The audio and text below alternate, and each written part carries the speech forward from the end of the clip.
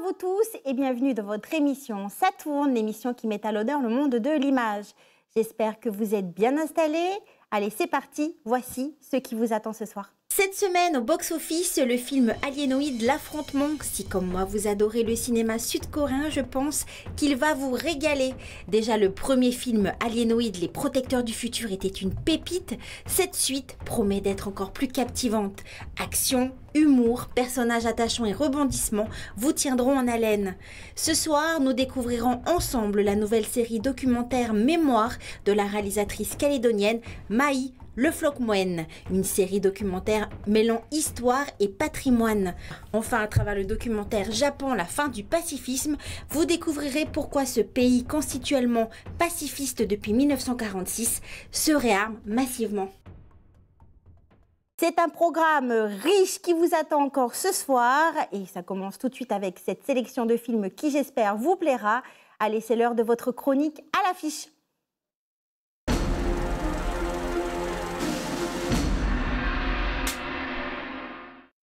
Ce soir, focus sur le film Alienoid, l'affrontement. Après avoir fait un bond dans le passé pour sauver l'humanité d'une invasion d'aliens, Ian, jeune guerrière du XIVe siècle, voyage à nouveau dans le temps, mais cette fois-ci cap sur le XXIe siècle pour affronter l'alien originel et ainsi pouvoir sauver l'humanité.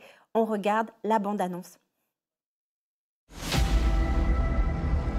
Quand j'étais enfant, des aliens ont envahi la Terre et tenté de décimer l'humanité. Pour les arrêter, mon père et moi devions les piéger dans le passé. Il nous faut maintenant revenir à notre époque pour que je puisse sauver le monde. Le contrôleur a pris possession d'un humain. Il faut que je l'arrête. J'ai récupéré la dague ancestrale. Grâce à Thunder, je devrais pouvoir retourner dans le futur. Ian! Thunder! Ça faisait longtemps, pas vrai? Si nous l'aidons tous, Ian a une chance d'y arriver.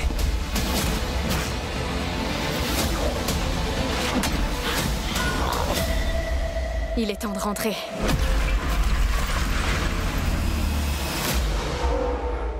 Le contrôleur est enfin de retour. Qu'est-ce qu'on va faire maintenant? On va détruire ce monstre, ensemble.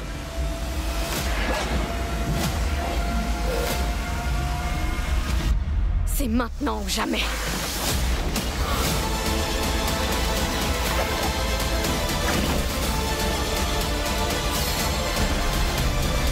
On doit empêcher la fin du monde.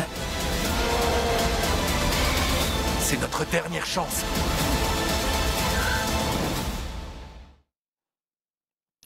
Un film d'action où se mêlent kung-fu, armes légendaires et flingues. Il ne vous laissera pas de marbre.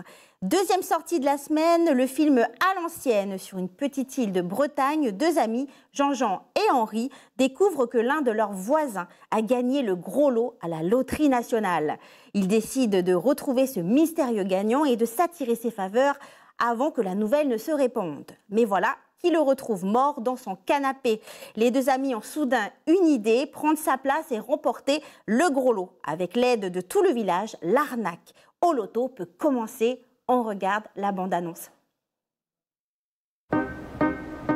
Henri, Oh putain! il y a quelqu'un de Lille qui a gagné le gros lot à la loterie.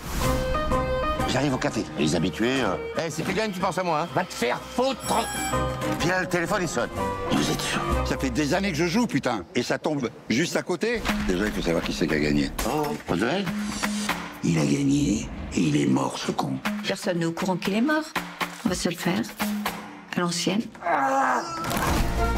Qui c'est qui va faire Blood? À toi ou Jean-Jean. 1000 millions de savoir! C'était pas le capitaine Haddock, hein. Il avait des ancêtres écossais. Oh! Nous, les Écossais. Par contre, l'accent... Ah, c'est quoi cet accent? Bah, Écossais.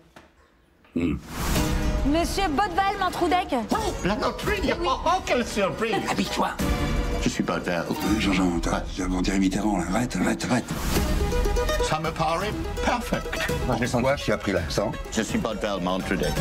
Mais vous allez tous aller en prison, là. Et on l'aura fait à l'ancienne! À l'ancienne! Donc, il s'agit d'un remake du film Walking Dead, Vieille canaille en français, sorti en 1998. Alors, cette version promet également de sacrés fous rires. Voilà pour ma sélection de la semaine. Ces 2 films sont à retrouver dès demain dans vos salles de cinéma habituelles. Ce soir, j'ai la chance de recevoir la réalisatrice calédonienne Maï Le Floch-Mohen. Ensemble, nous découvrirons sa nouvelle série documentaire Mémoire, dont le premier épisode sera diffusé sur Nouvelle-Calédonie la première le 15 septembre prochain.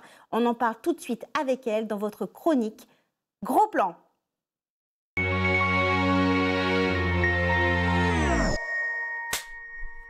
Bonsoir Maï. Bonsoir Stéphanie. Merci à toi d'être avec nous ce soir. Merci de m'avoir invitée.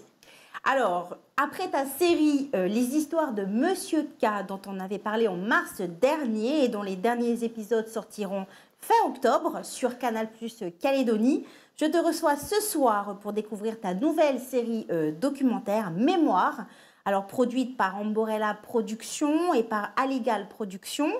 Le premier épisode de cette série documentaire composée de 8 volets de 26 minutes sera diffusé à partir du 15 septembre prochain sur Nouvelle-Calédonie la première dans le cadre donc du mois du patrimoine. Alors je te propose et vous propose à la maison que l'on regarde un extrait, on en parle juste après.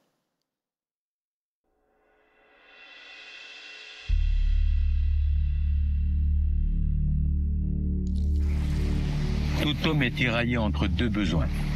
Le besoin de la pirogue, c'est-à-dire du voyage, de l'arrachement à soi-même, et le besoin de l'arbre, c'est-à-dire de l'enracinement, de l'identité. Et les hommes errent constamment entre ces 2 besoins en cédant tantôt à l'un, tantôt à l'autre, jusqu'au jour où ils comprennent que c'est avec l'arbre qu'on fabrique la pirogue.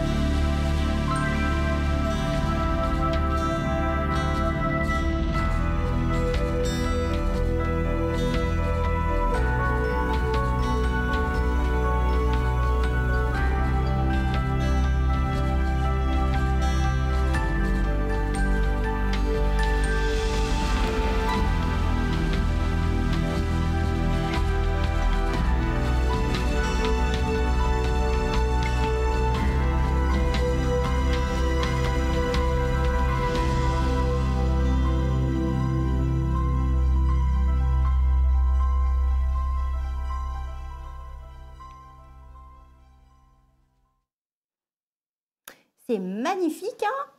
Alors, comment est-ce que tu t'es venue l'idée d'écrire cette série documentaire?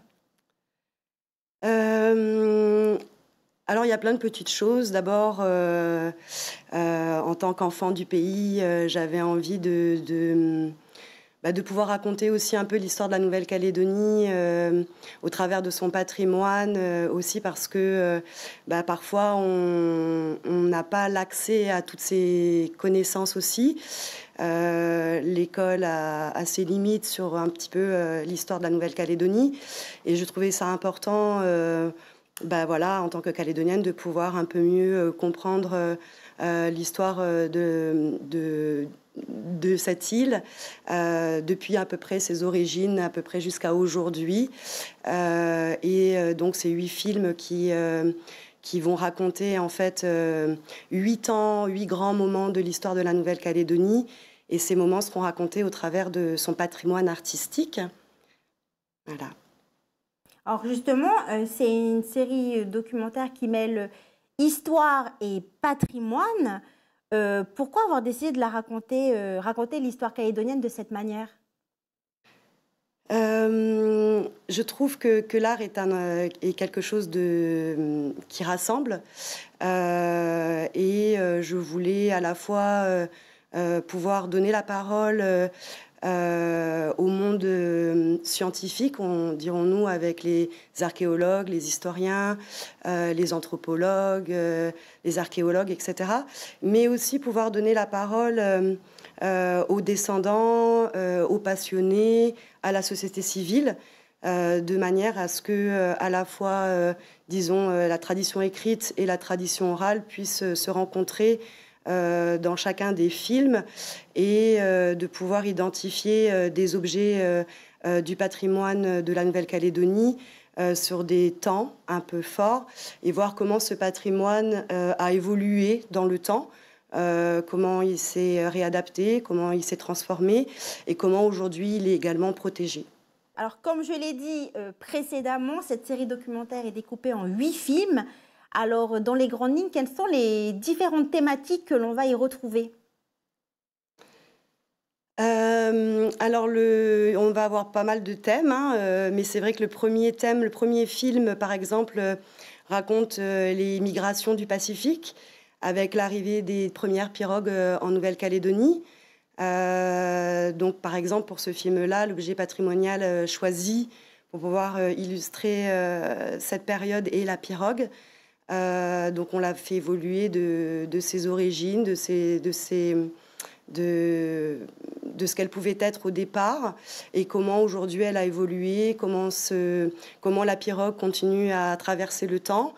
On aura d'autres films, par exemple sur la période un peu Lapita, où là l'objet patrimonial choisi c'est la céramique.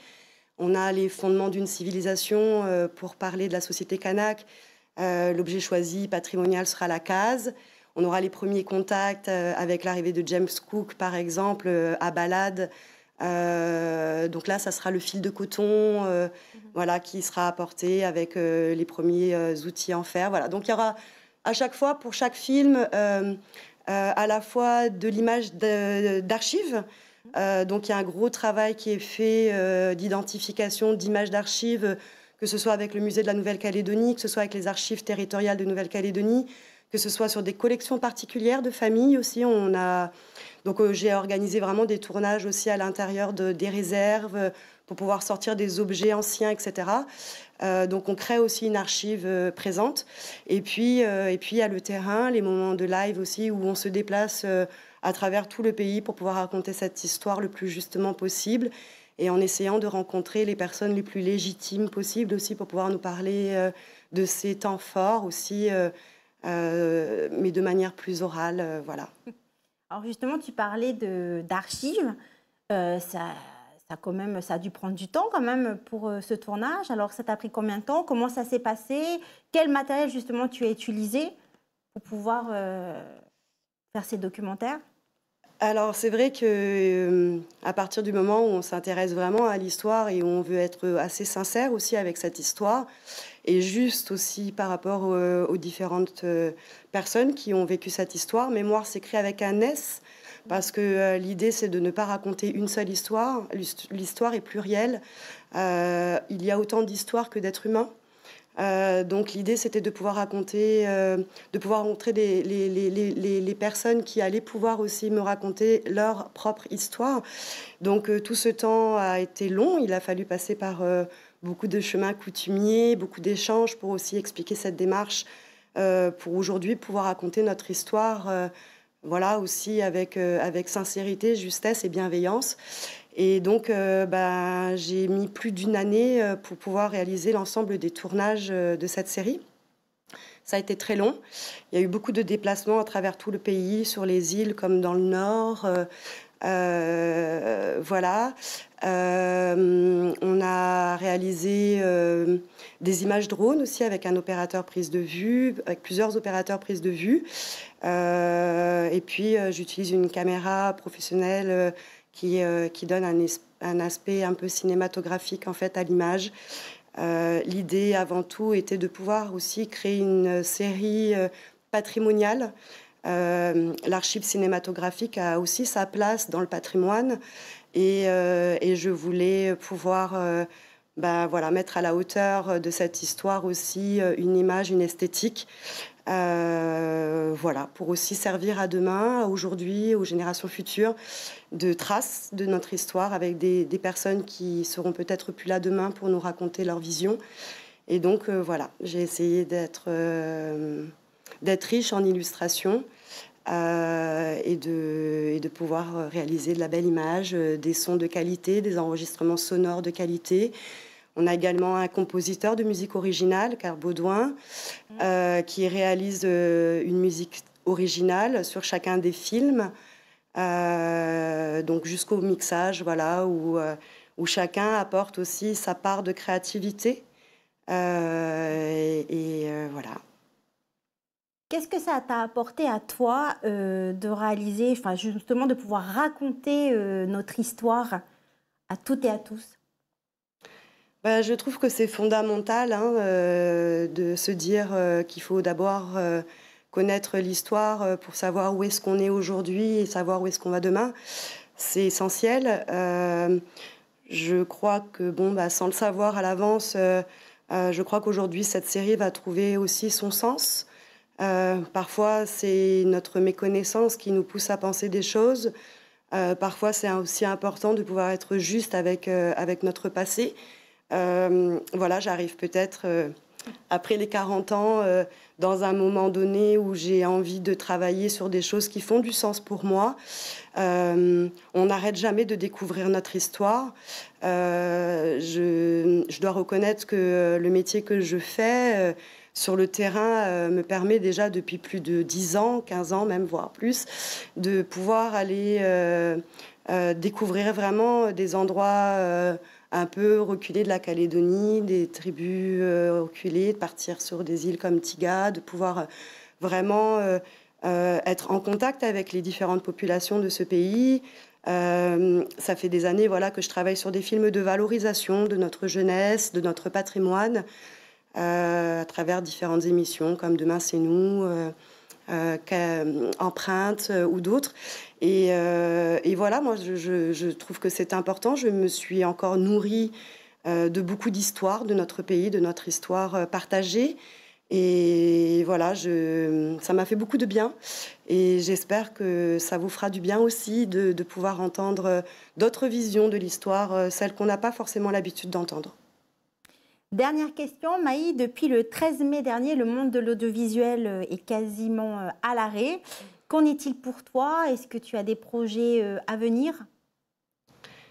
Alors j'avais effectivement cette année 3 gros projets à mener. La série Les Histoires de Monsieur K, qui vient d'être livrée à Canal+ pour une diffusion fin octobre des 5 derniers épisodes. Ça constituera une série de 10 films de 13 minutes. Ensuite, il y a cette série Mémoire. Les tournages, il m'en reste un à finir pour mon dernier film. Et ensuite, c'est surtout de la post-production. Donc, par rapport à ça, je ne suis pas tellement impactée dans le sens où je suis enfermée dans ma régie de montage, beaucoup, jour et nuit. Et puis, mon dernier projet de cette année, ça sera un film qui racontera l'histoire du cinématographe calédonien.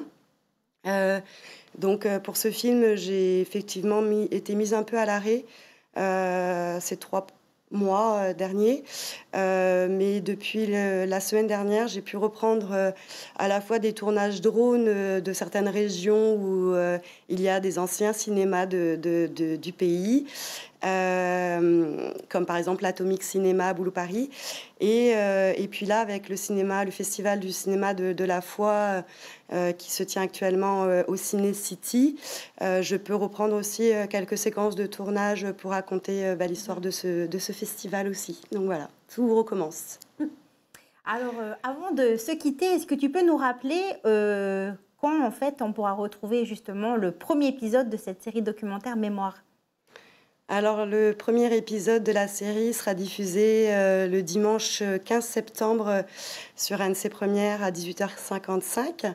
Et il y aura une diffusion donc, tous les dimanches jusqu'en octobre de ces 8 films de 26 minutes.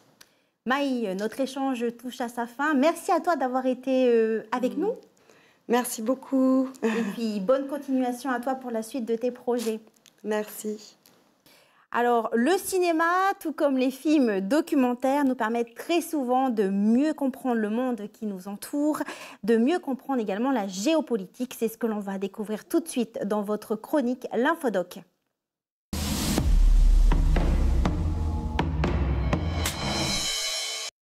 À travers le documentaire Japon, la fin du pacifisme de Marie Linton, vous verrez que depuis la fin de la Seconde Guerre mondiale, le Japon a adopté une posture pacifiste. Cependant, le retour de tensions régionales remet en question ce pacifisme historique. Un pays qui est à la croisée des chemins et qui devra choisir la manière la plus appropriée pour y faire face.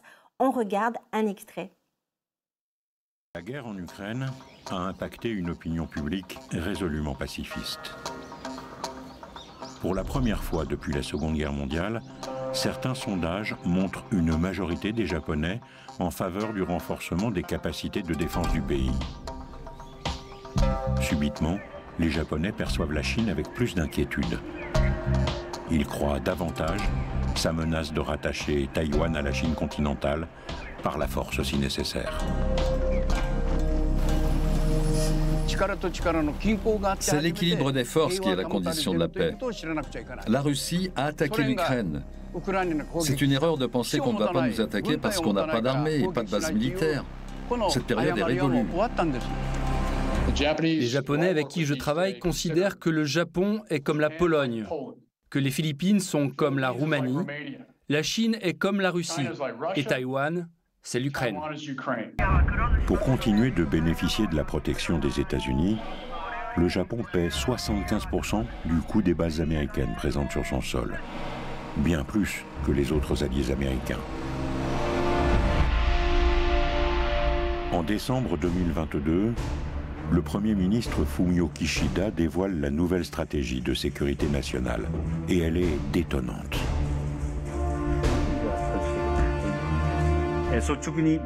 Permettez-moi d'être franc. Notre défense n'est pas suffisante. Afin de renforcer drastiquement notre défense, nous allons augmenter le budget à 43 000 milliards de yens sur les 5 prochaines années. Avec 270 milliards d'euros de dépenses militaires en 5 ans, tous les verrous qui garantissaient une posture minimaliste sont levés. Le budget de défense monte à 2% du PIB, la même participation que celle demandée aux pays de l'OTAN. Si cette bascule militaire se préparait depuis longtemps, il a fallu l'invasion de l'Ukraine par la Russie pour balayer ce qui restait de l'esprit de la constitution pacifiste. Un pays qui, d'ici 2027, prévoit d'augmenter son budget de défense de 60%, ce qui fera de lui la 3e puissance mondiale militaire derrière les États-Unis et la Chine. Ce documentaire est à retrouver sur Calédonia le lundi 9 septembre dès 19h55. Enfin, ce soir avec King Taz, focus sur l'un des films les plus connus du réalisateur français Luc Besson. Je parle bien entendu du film Léon avec Jean Reno que j'adore. C'est d'ailleurs ce film qui a propulsé sur le devant de la scène l'actrice américaine Nathalie Portman, âgée de 13 ans durant le tournage. Allez, c'est l'heure de votre rubrique L'envers du décor. Bande de qui t'es pas prêt, quoi. Non mais allez, sérieux. Bonjour à tous. Prêt à décortiquer les secrets de tournage d'un nouveau film? Ah, déjà je galère à décortiquer mes crevettes là. En parlant de crevettes, essaye de deviner le film du jour. La revanche des crevettes pailletées. C'est un film ça? Oui, bah accouche, c'est quoi? Si tu insistes, Léon. Hein? Mais c'est quoi le rapport avec la crevette? Oui bon, j'avais pas trop d'inspiration, tu m'as perturbé, du coup voilà ton histoire de décortiquer là. Il est chelou ce film en plus là. C'est pas un peu... Stop, pas de spoil. Léon est un film réalisé par le grand Luc Besson. Pour la petite histoire, il venait de terminer Nikita et allait enchaîner avec le 5e élément. Il a réalisé Léon entre les deux pour ne pas perdre ses troupes en un temps record. C'est-à-dire? Il a écrit le scénario en 30 jours et le tournage s'est fait en 90 jours. Ah ouais, donc c'est du Luc Besson quoi. Pour le rôle de Léon, celui-ci a été proposé en premier à Robert De Niro, qui a invité Luc Besson au restaurant pour lui dire que... parce qu'il avait déjà trop joué dans ce style de rôle avec Scorsese. Luc a donc proposé directement le rôle à Jean Reno, qui a accepté tout de suite. Et pour la petite Mathilda là, ça a dû être chaud le casting quand même, non? Luc Besson voulait la perle rare puisque le rôle était particulier. Ah ça c'est le moins qu'on puisse dire. Hein. Près de 2000 enfants passeront le casting et Nathalie Portman sera refusée dû à son jeune âge par le directeur de casting. Hein? Mais attends, mais comment elle a fait pour avoir le rôle du coup? Elle ne s'est pas démontée et a demandé à passer un 2e casting avec Luc Besson et le directeur de casting évidemment. évidemment. Celle-ci a séduit Luc Besson et a obtenu le rôle. Et est-ce que tu veux une petite dernière pour la route? Allez. La première scène que Nathalie Portman devait jouer était celle où elle perd ses parents et son petit frère. Petit hic, elle a du mal à pleurer sur commande. Un membre de l'équipe technique, sous commande de Luc Besson, lui a pulvérisé de l'huile mentholée dans les yeux et la gamine a été traumatisée et n'a plus jamais eu besoin de la mixture pour pleurer sur commande. Ah, c'est la magie du cinéma. Et ouais, attends, normalement c'est moi qui dis ça. Oui, non, ça va, et c'est bon, prête un peu. Voilà qui clôt notre émission. Merci à vous de nous avoir suivis. Vous pouvez la retrouver sur notre site internet caledonia.nc. Quant à moi, je vous dis à mardi prochain pour de nouvelles aventures. En attendant, prenez bien soin de vous et de vos proches.